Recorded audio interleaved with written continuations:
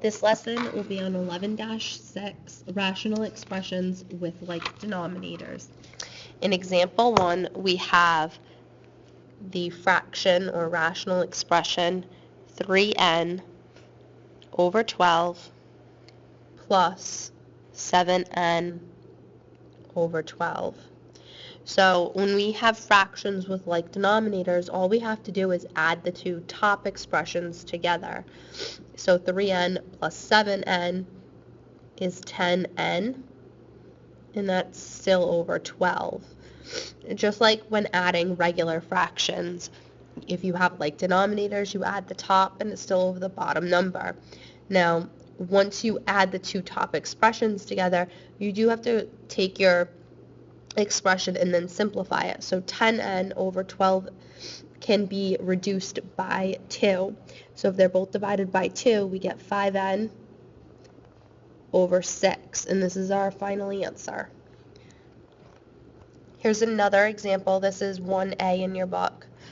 We're given 8x over 6 plus 5x over 6. Again, we're adding rational expressions with like denominators, so we just add the top. 8x plus 5x is 13x, and that's over 6. And then we would see if we can reduce. So we add our fractions together or subtract our fractions, and then we reduce. 13 over 6 does not reduce, so this is my final answer. In example 2, we're taking the expression 2x over x plus 1 plus 2 over x plus 1. Now we do have like denominators of x plus 1. So again, because we have like denominators, we can just add our numerators together. So 2x plus 2 is 2x plus 2. Where we can't actually add those two things together because they're not like terms. And then we're left with 2x plus 2 over x plus 1. We're always, after we add our fractions together, we're supposed to reduce. In order to reduce this expression, we would have to factor our numerator. Our numerator factors into 2 times x plus 1. So once we factor that, now we can reduce. The x plus 1 on the top can cross off with the x plus 1 on the bottom, and we'll see that our final answer is 2. Let's try another one just like that. In example 2a, we're given 3y over 3 plus y squared over 3 plus y. Now we do have like denominators, so we can start by adding our two numerators. So we have 3y plus y squared. Again, we can't add those together because they're not like terms. And that's over 3 plus y. Now, in order to reduce our fraction, we'll have to factor our numerator. So our numerator factors by taking out a GCF. Let's do this in a different color. If we take out the GCF of 3, we'd have 3, if we take out the GCF of y, we'll have 3 plus y. On the bottom, we have our denominator of 3 plus y. And again, the 3 plus y on the top and the 3 plus y on the bottom cross off, and our final answer is y. In our next example, we'll be taking the expression 3x plus 4 over x minus 2, and we'll be subtracting the rational expression x minus 1. Now, if you notice, we do have like denominators of x minus 2. In order to subtract the expression x minus 1, we're going to have to take this negative sign and distribute it to our expression x minus 1. So in our numerator, we'll have 3x plus 4, but then we'll have to, when we distribute our negative sign, we'll have minus x, and we'll have plus 1. When we combine our like terms, we have 3x and minus 1x. That gives us 2x. Then we have a plus 4 and a plus 1, which gives us a plus 5. Remember, when we add and subtract fractions, we add or subtract our numerators, but we have the same denominator. because it's a common denominator. So 2x plus 5 over x minus 2. We now see if we can reduce our rational expression. However, 2x plus 5 cannot be factored, so this is our final answer. Let's try example 4a. Let's try example 4b. In 4b, we're given 3m minus 5 over m plus 4 minus 4m plus 2 over m plus 4.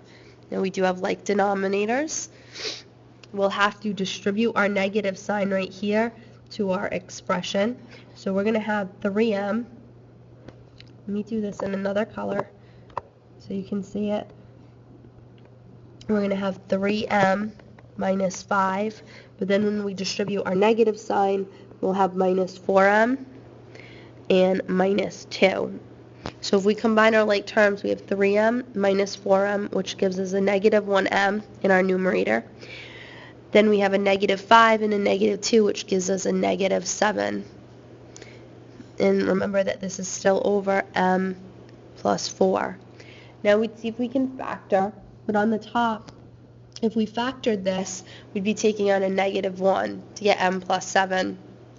We're not going to be able to reduce anything. So our final answer can stay as negative 1m minus 7 over m plus 4. In example number 5, we'll be taking 2m over m minus 9, and we'll be adding 4m over 9 minus m. Now, unfortunately, our two denominators are not like denominators. We have m minus 9, and then we have 9 minus m. So they're not exactly the same. But if you remember back in the last section, we can change this 9 minus m right here to m minus 9 by factoring out a negative 1. So if we take out a negative 1, this becomes a negative 9 plus m. Now, m minus 9 and negative 9 plus m are the same thing, because if we just use the commutative property to switch the order of these two things, it becomes m minus 9, a positive m and a minus 9. But we pulled out that negative sign, or that negative 1. So what ends up happening is we have 2m over m minus 9. We pulled out that negative sign, so instead of having this plus sign right here, we'll have a minus sign. Basically, this positive times this negative gives us a negative 4m over m minus 9.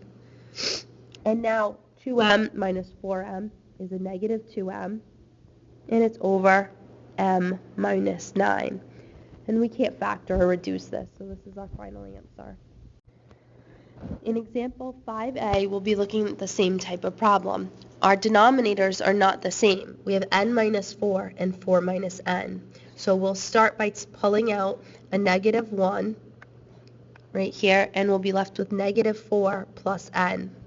So let's rewrite our rational expressions. We have 3n over n minus 4. Now this negative 1 pulled out will change this plus sign to a negative. On the bottom, in our denominator right here, we have negative 4 plus n. So we have a positive n and a minus 4. And then in our numerator, we still have the 6n. So we've changed our problem to 3n minus 6n, which is a negative 3n, over n minus 4, which is our final answer.